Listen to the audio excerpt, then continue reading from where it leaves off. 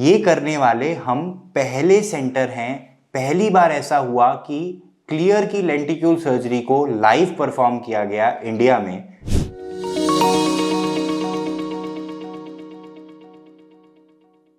The information shared in this video is curated from available open sources and contains my personal interpretations. This should not be confused with scientific advice or a doctor's clinical advice. Hello everyone, मैं हूं doctor प्रख्यात रूप। मैं Acura vision clinics रूप नेत्रालय में cataract, cornea और refractive surgery का specialist हूं और मैंने आंखों के इलाज की अपनी सारी पढ़ाई एम्स न्यू दिल्ली से करी है।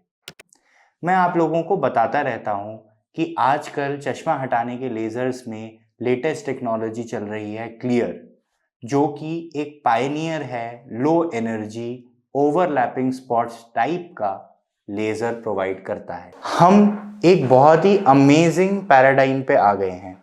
मैं आपसे बहुत ही ज़्यादा एक्साइटेड हूँ ये चीज़ शेयर करने के लिए कि हमने इंडिया का सबसे पहला क्लियर लाइव सर्जरी परफॉर्म किया बहुत रिसेंटली 3 मार्च को, जो कि दुनिया के सबसे जाने माने रिफ्रैक्टिव सर्जन्स की कॉन्फ्रेंस, जो कि लेंटिक्यूल कांग्रेस थी, जो बैंगलोर में कंडक्ट की जा रही थी, वहां पर लाइव टेलीकास्ट किया गया। ये करने वाले हम पहले सेंटर हैं। पहली बार ऐसा हुआ कि क्लियर की लेंटिक्यूल सर्जरी को लाइव परफॉर्म किया गया इंडिया में, जो कि मैंने किया हमारे इस सेंटर से।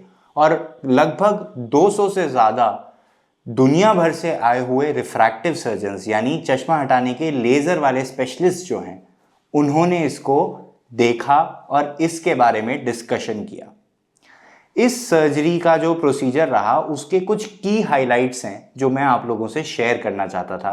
तो काफ़ी चर्चा में आजकल लेंटिक्यूल एक्सट्रैक्शन सर्जरी रहती है। मैं चाहता हूं कि आप ये कुछ स्निपेट्स देखें उस दिन की लाइव सर्जरी के, जिसमें हमने लाइव डेमोन्स्ट्रेट किया इस लो एनर्जी को, जो काफ़ी ज़्यादा लोगों ने अप्रिशिएट की। एंड पहले जो लोग बिलीव नहीं करते थे इस टेक्नोलॉजी में, वो अपनी आंखों से देखने के बाद उनको इस बात पे भरोसा हुआ। So this is our interface, and the PI of the machine is actually mounted by the assistant, does not require any surgeon's input. So basically these are our parameters which we feed in. So the Q factor is being taken to maintain the Q value of the patient, of the treatment naive cornea, and the rest of the details are pretty much the same as everybody else. So the cap thickness is 130, optical zone is 6.5, which is my standard, and the laser power that I'll be using is 29 and 32 percentage. So I'm just using one port. There's just going to be one incision, and we're going to not use the posterior one. So my patient is ready, and I'm going to extend my marks so that the visual axis is in the center of the 3 marks that I'm going to put. As you can see, the patient has a slightly upward centered pupil. So I usually flush the eye and then dry the cul-de-sac. And then the docking is pretty simple. We just take the suction ring. The suction ring is now in position, and we're going to clamp on the laser arm. So now we've centered the marks with the crosshair that is shown in the GUI. So now the venting channel will continue into a spiral cut that comes centripetally. So first the lenticule cut, that is the posterior cut, and then the anterior one will happen. So I enter the anterior one and I minimally dissect in the center, avoiding the center, doing a paracentral dissection, and it's pretty smooth cuts like butter. And I'm going into the posterior one. I leave a little bit of tag attached in the periphery so that the lenticule doesn't fold up, and that's all. Now I'm going to extract it using a microforceps. Give a gentle wash. Beautifully done, Prakhyat. Thank you, sir. It looks so simple. I think it's the machine that helps. If there are any questions, I think we can take them. I think one important point was the centration, because you made those 3 marks. And even if your pupil looks a little dilated after the suction, because you had the 3 marks, you could do the centration much better. Otherwise, if you were to center only on the pupil, it might have become a little decentered superiorly in this case. Exactly. And the other thing is, sir, that I have noticed when I mark on the slit lamp, usually I have a little bit of a parallax. So I am right dominant. And I usually in the central mark, I have a 6 o'clock mark is not exactly at 6 o'clock. It's slightly, there's a parallax. But when you see it under the microscope, then you have a coaxial view and you can actually move that parallelly to mark exactly on the visual axis. And that's a slight adjustment that I've been doing from the very beginning and it really helps. इस surgery में हमने आज तक की lenticule extraction surgery में सबसे कम energy को इस्तेमाल करके लेंटिक्यूल एक्सट्रैक्शन सर्जरी को परफॉर्म किया, यानी कि दुनिया में इससे ज़्यादा कम एनर्जी का लेज़र कभी भी लेंटिक्यूल एक्सट्रैक्शन सर्जरी के लिए इससे पहले यूज़ नहीं हुआ। प्रिसाइजली हमने 29 और 32% एनर्जी का इस्तेमाल किया, जो बेसिकली रफली 28 नैनोजूल्स के करीब बैठता है। हमने दुनिया में कोई भी और मशीन हो, जितने भी और सारे लेंटिक्यूल प्लेटफॉर्म्स हैं, उन सबसे कम एनर्जी पे इस सर्जरी को परफॉर्म किया। कैसे?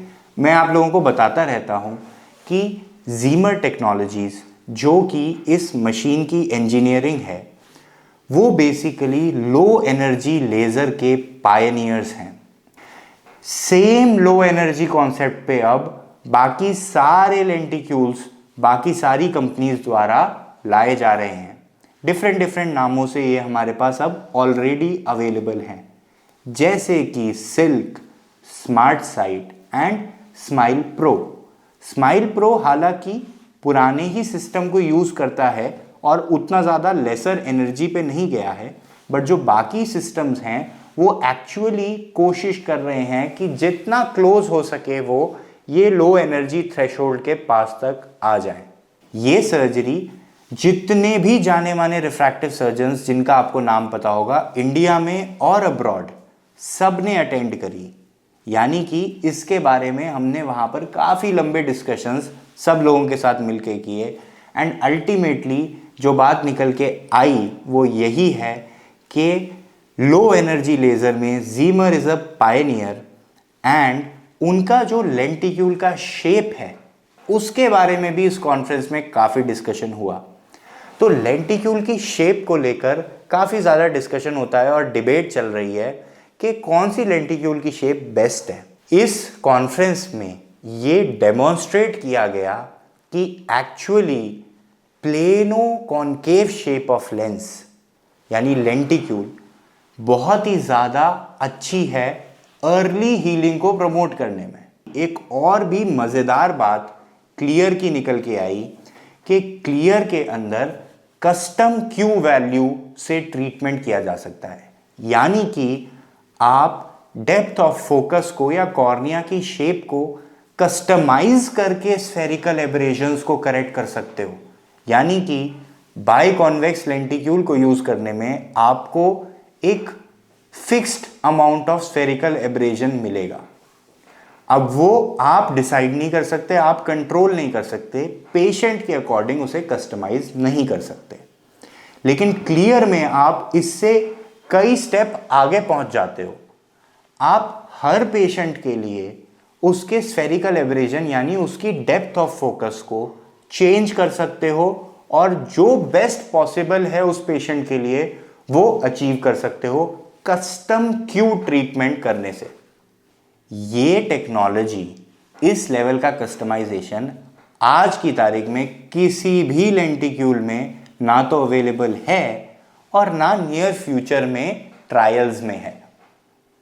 यानी कि जैसा मैं आपको हमेशा से बताता आ रहा हूँ, बहुत ही अच्छा एक्सपीरियंस रहा और पता चला कि जिस डायरेक्शन में हम वर्क कर रहे हैं और मैं क्लियर की रिसर्च में भी इन्वॉल्व हूँ, तो मुझे ये काफ़ी भरोसा हुआ कि हम जिस टेक्नोलॉजी पे जिस लेवल तक जाके रिफाइन कर चुके हैं उसको, वहाँ तक अभी बाकी सारी टेक्नोलॉजीज पहुँचेंगी आने वाले समय में।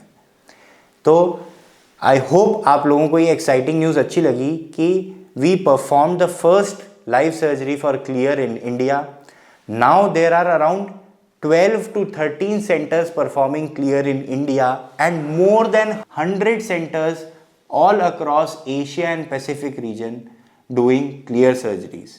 तो अच्छा लगा ये जानकर कि ये नई टेक्नोलॉजीज अपग्रेड हो रही हैं और अपटेक हो रही हैं और ज़्यादा पेशेंट्स को इसका बेनिफिट मिलता जा रहा है। बने रहिएगा मेरे साथ। अगर आप लोगों को हमारा साइंटिफिक कंटेंट पसंद आ रहा है तो please subscribe to my channel so that YouTube finds our videos and our scientific content worthy of showing to you. Thank you.